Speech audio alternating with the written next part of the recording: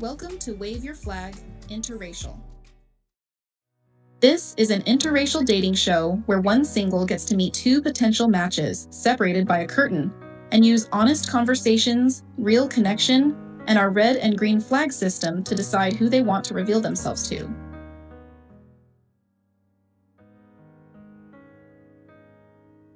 So my take on interracial dating is I definitely support it. Growing up in Thailand, my first relationship was out of my race. So I think it's one of those things where I was exposed young. And I think that a lot of times people assume that just because someone is out of your race, that they're going to be different than the people next door to you or the people that grew up next to you. And when you think about it, even within your own race, there's a lot of cultural differences. There's a lot of differences just from people growing up, whether class differences, different things like that. So when you think about it, there's always going to be compromises and ways that you have to come together. So whether it's within my race or outside of my race, I'm open.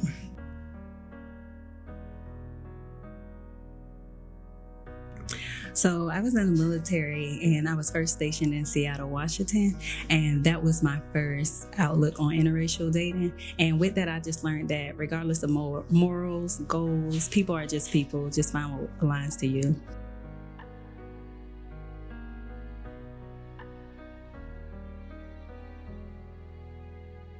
My name is Kalima Kamara, and I'm a financial advisor with New York Life Insurance Company. My name is Jesse. I'm a neuroscience PhD student. I've been single about 2 years now.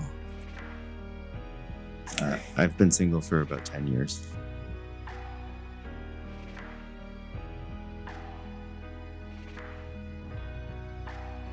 I would say my dating history would be about half and half. I did half within my race and half outside, not necessarily the same race.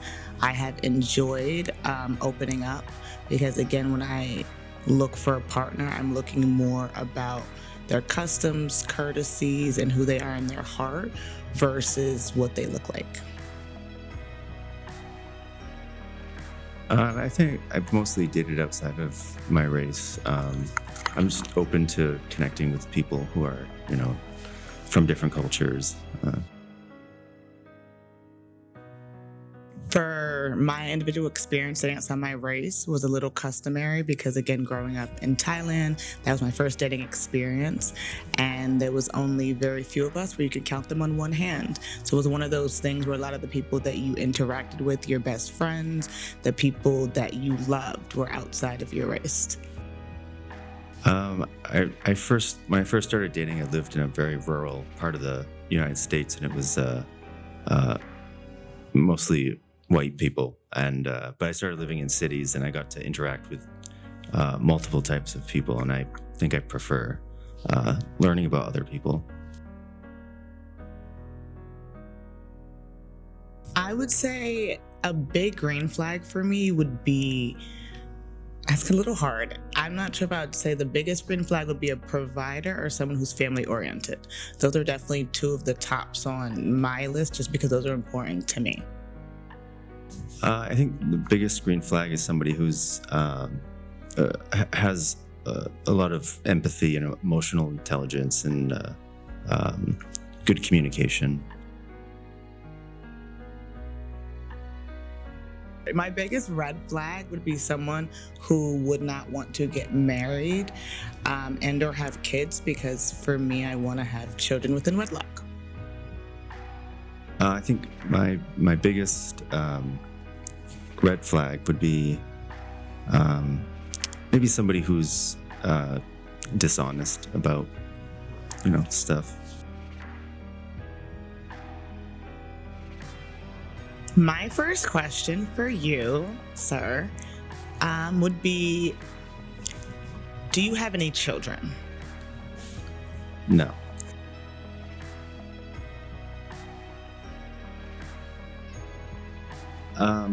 My question would be, if we were going on a date, would you prefer to stay in and watch a movie or go out and get drinks?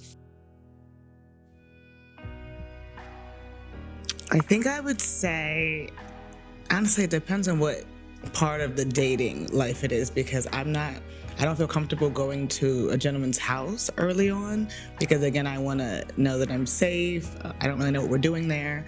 So I would say go out and get drinks if it's early on, but if it's more comfortable and we understand each other's boundaries, then I'd feel more comfortable in the house because we can make a drink. Another question that I have for you would be, what do you see as, because your current goal, and then like let's say your short-term goal and then your long-term goal, and this is what you've envisioned with you versus by yourself or with a partner, whatever you think that you imagine for yourself, whether it's going to happen or not.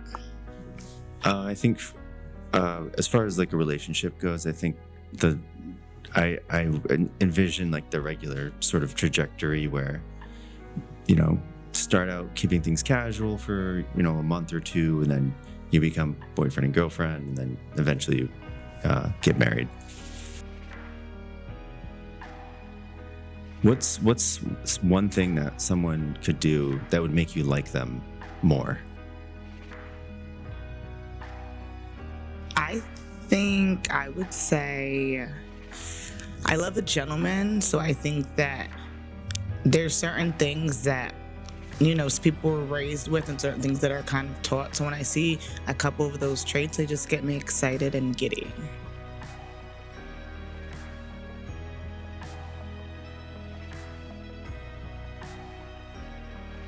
Hi, my name is Dolly, and I work for the government in training.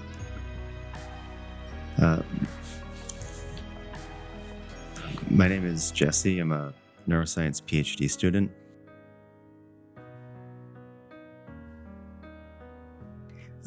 A little over a year now.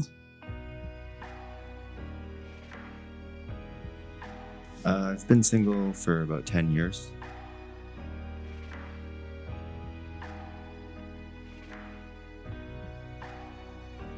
I've dated both in and out of my race. For me, the experience is different with every person, based on the person, because of, I don't look at the cultural background, so it was just based off the individual of how we related in the relationship. I've mostly dated outside my race. When I first started dating, I lived in a very rural part of the U.S., but I've since moved on into cities and have been, I like connecting with people with different backgrounds.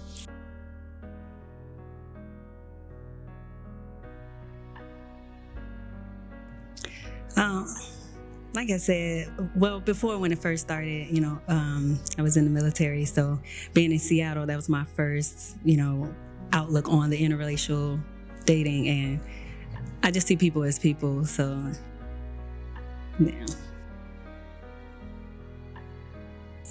I think I like connecting with people with different backgrounds than me, and yeah.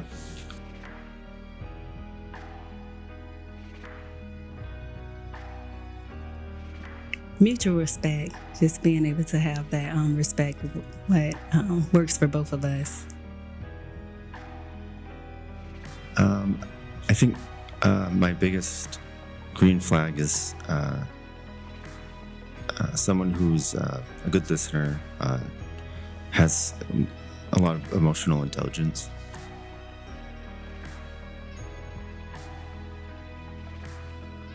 Dishonesty. I think it's best to have healthy communication in a relationship. Yeah, I had the same answer. Being dishonest or lying. What are 3 traits that your friends would use to describe you? I think reserved, I guess.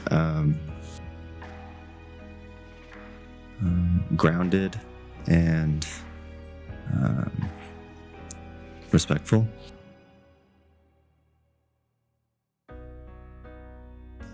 What is something someone could do that would make you like them more? just going out of their way, showing that they care, however that may look like. I think it's just best to, in a relationship, I like to be, noticed, like to know that I'm still being cared for and loved. So just going out your way to show that, you still care.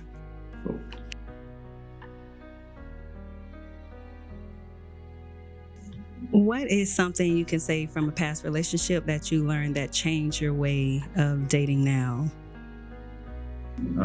I think having open communication, clear expectations of the other person, and just being straightforward and honest with each other.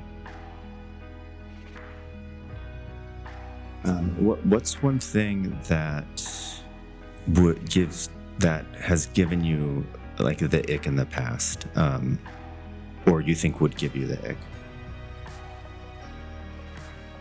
For me, just not showing kindness. Something as simple as if we were going out to eat and just being rude or disrespectful to the waiter or waitress.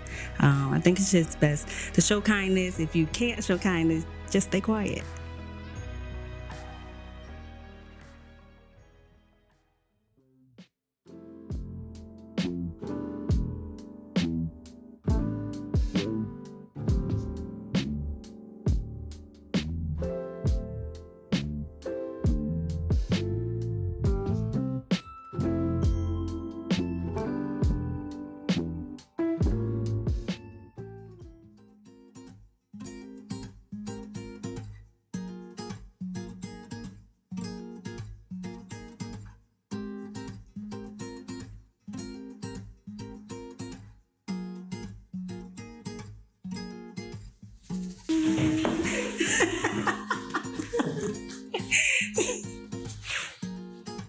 Hi. Hey, Jesse. How are you? Good. How are you?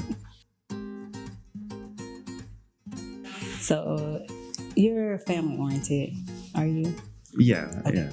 So, seeing me now, do you think that would be something that your family or someone that your family would accept? Oh, yeah. Looking at me now, okay. Yeah. Sure. Yeah. Okay. For sure. Yeah. Absolutely. Okay. And me too. Okay. I would accept that. Well, Never mind. Do you live in Baltimore? Or? so I live in Maryland. So, So somewhere in this state. well, I'm sorry, Baltimore, Maryland, of course. So PG County area.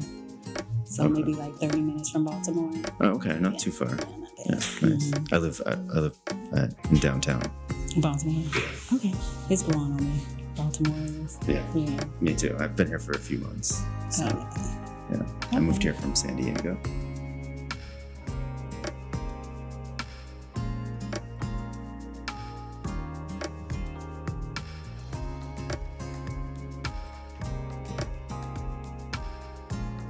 So the first contestant, I would say no to. She's had maybe too traditional beliefs about the man being a provider. The second contestant was, I think, more of a yes, because a lot of her answers were the same about kindness. She sounded like she was more of an equal partnership type of person.